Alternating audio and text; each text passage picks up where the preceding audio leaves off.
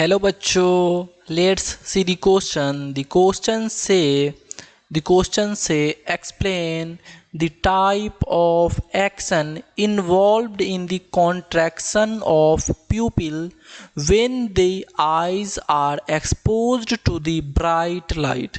बच्चों, हमसे क्वेश्चन में पूछा जा रहा है कि वह कौन से एक्शन होते हैं जो ब्राइट लाइट जैसे ही आँख के ऊपर पड़े तो आई का क्या होने लगे, प्यूपिल का क्या होने लगे, कॉन्ट्रैक्शन होने लगे। तो इस टाइप के एक्शन को हमें क्या कहना होता है, चलिए डिस्कस करते हैं थ्रू दी की कॉन्सेप्ट। इस क्वेश्चन को सॉल्व करेंगे थ्रू दी की कॉन्सेप्ट।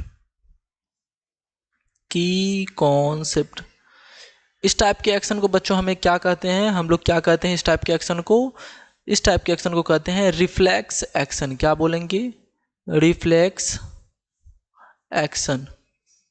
बच्चों, अब हमें जानना है कि ये रिफ्लेक्स एक्शन क्या होते हैं। अगर रिफ्लेक्स एक्शन की हमें बात करना हो तो रिफ्लेक्स एक्शन जो बच्चों ये कॉमनली यूज्ड किए जाते हैं सडन एक्शन के लिए, जो कि यहाँ पे हम लोग नोट करते हैं। ये क्या होते हैं? Sudden action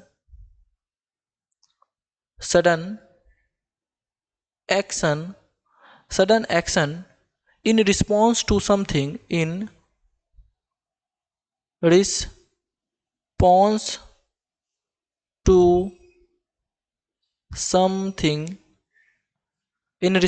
to something in the environment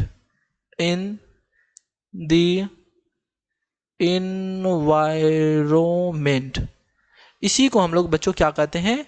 reflex action कहते हैं। इसी को क्या कहते हैं हम लोग? रिफ्लेक्स एक्शन कहते हैं। आई थिंक ये आपको समझ में आ गया होगा। अब हम लोग बच्चों बात करेंगे कुछ ये जो प्यूपिल का कॉन्ट्रैक्शन होता है कुछ प्यूपिलरी मैकेनिज्म के थ्रू होता है। तो चलिए हम लोग इस क्वेश्चन को और थोड़े डिटेल्स में ले जाते हैं और समझना चाहते हैं कि प्यूपिलरी मैकेनिज्म क्या होता है। Pupillary mechanism. ये प्यूपिलरी मैकेनिज्म बच्चों क्या होते हैं? ये प्यूपिलरी मैकेनिज्म जो होते हैं इसमें क्या होते हैं? डायमीटर ऑफ प्यूपिल क्या होते हैं? अल्टर्ड होते हैं। यानी इसमें क्या है कि अगर लाइट पड़ता है या लाइट की अब्सेंस हो या लाइट की प्रेजेंस हो तो प्यूपिल का कॉन्ट्रैक्शन होने लगता है या कॉन्ट्रैक्ट करेगा या रिलैक्स करेगा। ये दोनों ही चीज़ इसके अंदर होते हैं। तो चलिए इसमें हम लोग कुछ नोट करते हैं, इसके अंदर हम लोग कुछ नोट कर लेते हैं। क्या होते हैं ये? The process by which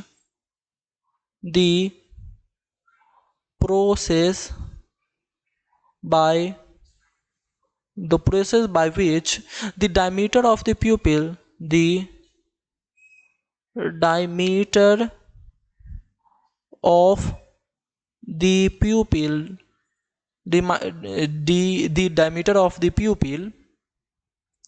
is altered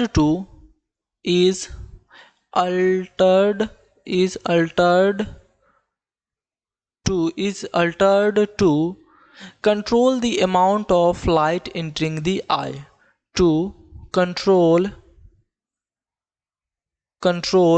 the amount of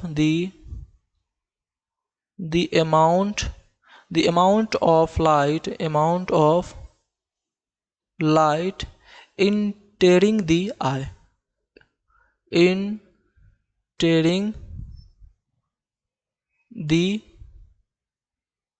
इसी को प्यूपिलरी मैकेनिज्म कहते हैं। अगर बच्चों ब्राइट लाइट की कंडीशन में बात करें तो ब्राइट लाइट के कंडीशन में क्या होता है थोड़ा सा इसे एक्सप्लेन करते हैं। ब्राइट लाइट के कंडीशन में रेडियल मसल्स जो होते हैं, आइरिस के जो रेडियल मसल्स होते हैं वो रिलैक्स करते हैं।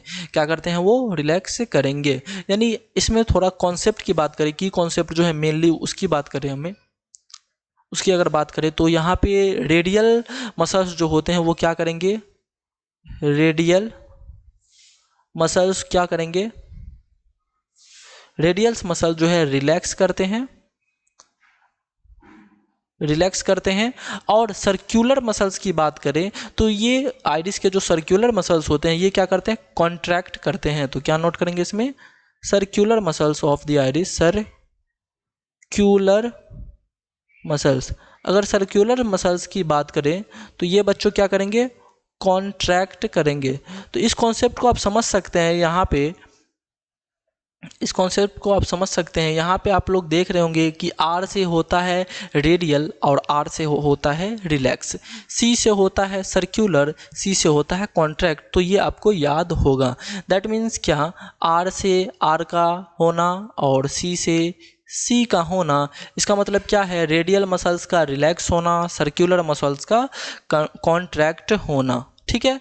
अब नेक्स्ट हम लोग बच्चों बात करेंगे, ये तो किस कंडीशन की बात थी, ये कंडीशन थी ब्राइट लाइट के कंडीशन की बात थी। ये किस कंडीशन की बात है, ब्राइट लाइट कंडीशन। ये किस कंडीशन की बात कर रहे थे हम लोग, ब्राइट लाइट की कंडीशन की बात कर रहे थे। अब बात करेंगे हम लोग बच्चों डिम कंडीशन की, डिम कंडीशन की। ठीक है, डिम कंडीशन, ये डार्क लाइट कंडीशन की बात करें अगर हम लोग, तो इसमें रेडियल मसल्स का कॉन्ट्रैक्ट होता है और सर्कुलर मसल्स का रिलैक्स होता है। तो चलिए इसमें नोट करते हैं हम लोग, क्या होगा इसमें, रेडियल मसल्स का क्या होगा, रेडियल मसल्स इसमें क्या होते हैं, कॉन्ट्रैक्ट करते हैं, कॉन्ट्रैक्ट करते हैं। और सर्कुलर मसल्स क्या करते हैं, सर्कुलर मसल्स क्या करते हैं, रिलैक्स करते हैं। अगर आपको इसमें कोई परेशानी हो तो आप बता सकते हैं। रेडियल मसल्स आपको आइरिस के बारे में बताया जा रहा है कि आइरिस के अंदर रेडियल मसल्स और सर्कुलर मसल्स होते हैं। अगर डिम लाइट की कंडीशन हो तो रेडियल मसल्स के, आइरिस के जो रेडियल मसल्स होते हैं वो कॉन्ट्रैक्ट करेंगे और सर्कुलर मसल जो है रिलैक्स करेंगे। तो ये सारे कुछ कॉन्सेप्ट हुए हैं। I hope you understand it well. Thank you.